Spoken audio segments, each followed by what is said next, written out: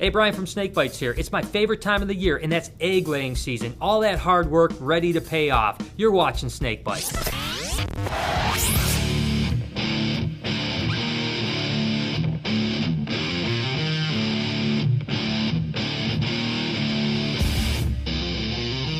Egg production has to be one of the most exciting times of the year. You work all year long just to get one, maybe two clutches a year. So when you're going through and finding them, it's kind of like Christmas every day. But it is a process. First you have to find the eggs, then you have to set up egg boxes, you have to mark the data about what's been bred, and finally get them in an incubator. I want to start with egg boxes. With incubating boxes, we use plastic shoe boxes from either Rubbermaid or Sterilite. As you can see, we don't put any holes in them whatsoever, and we have a nice tight lid that goes on top of them. Now, it's very important to make sure you air out those eggs every single day to exchange oxygen. As far as incubation medium, with pythons, we use Hatch-Rite, which is a really cool product because you don't have to do anything to it. You open the bag, you pour 1.5 inches to 2 inches in the bottom of the shoebox, you put eggs in, and off to the incubator. Now with colubrids, what we use is vermiculite. Basically what I'm going to do, because we go through so much, is I pour a whole bucket full. I'll basically fill up the bucket about, 3/4 of the way or better. Make sure my water is about 82, 84 degrees, and then I'll just start adding cups of water. And again, I've been doing this for quite a while, so I have a pretty good feel for it. Once you have the right consistency, I just basically fill up a shoebox, and I'm ready to go hunt for some eggs.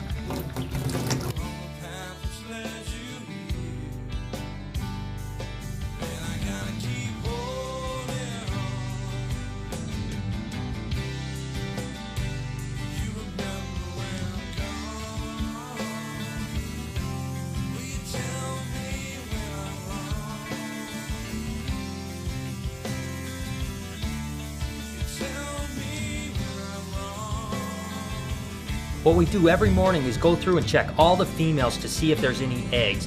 And what I want to do is I actually want to mark each one of these eggs. I want to mark each one. It's actually 1513, which is a het caramel female, bred to a male caramel pin.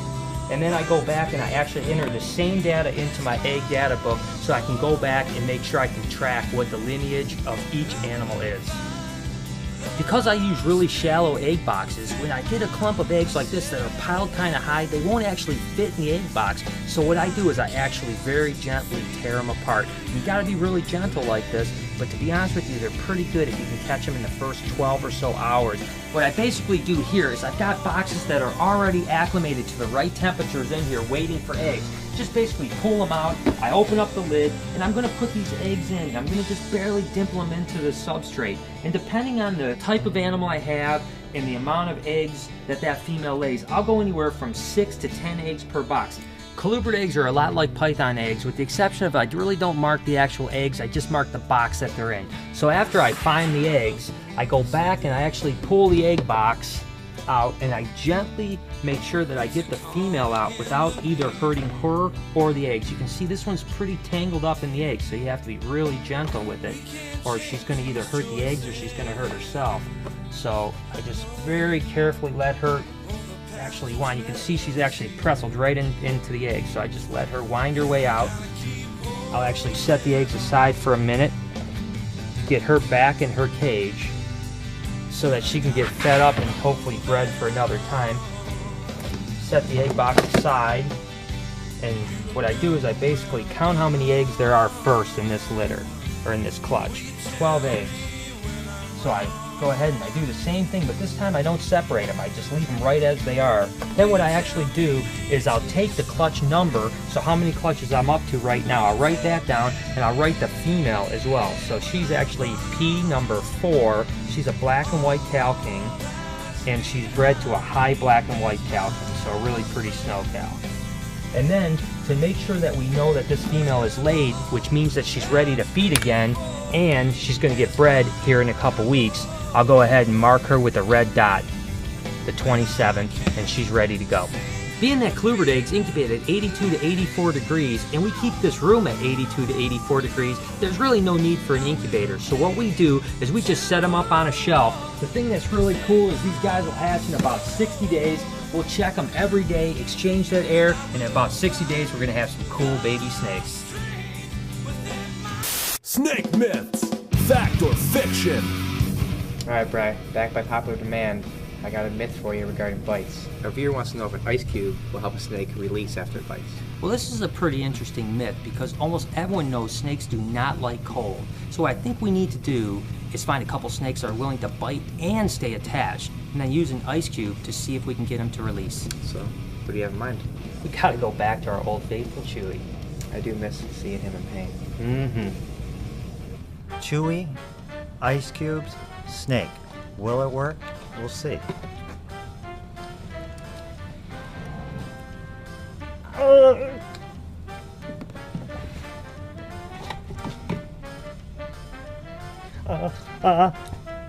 Let's try a different ice cube. Ow, ow, ow, ow, ow, ow, ow, ow.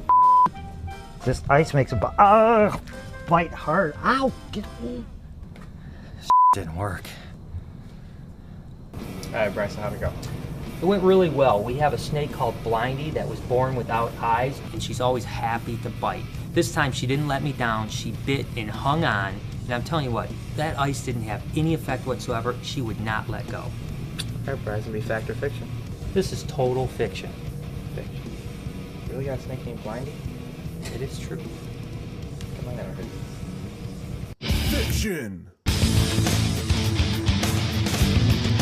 On this week's Comment of the Week, on the Snake Charming episode, the question was, should marijuana be legalized? And Chaotic Death said, Awesome vid, Brian. The whole Mary Jane thing, I think it should be legalized. As is, the jails are overstocked with people when there's no room for murderers and rapists because of illegal drugs, but I also agree there should be a limit on it. I smoke pot, but not to get high. I smoke to relax and it helps me sleep better. So to sum up things, I think it should be legalized. Thanks. Alright, the old relaxing and help me sleep excuse. You gotta love that one. But to be honest with you, I do agree with you on most of your points. Guys, send me some creative comments and I'll feature you on a future episode. Alright guys, Cal's question of the week. Now you know everybody here at Beach Bee, we are huge sports fans. We got the NHL playoffs going on now, we got the NBA playoffs, Major League Baseball just started. I want to know what your favorite teams are, and I want to know the highlights of the season and the lowlights. Text or video comment below, let me know. Did you see LeBron hit that three? So there it is. I hope you guys are as excited as I am about getting all these eggs. That means babies are just 2 months away, and you know that's an awesome season. Talk about an exciting event. The first feature-length film called Herpers just came out. Check it out at herpersmovie.com. Thanks for watching. This has been Snake Bytes.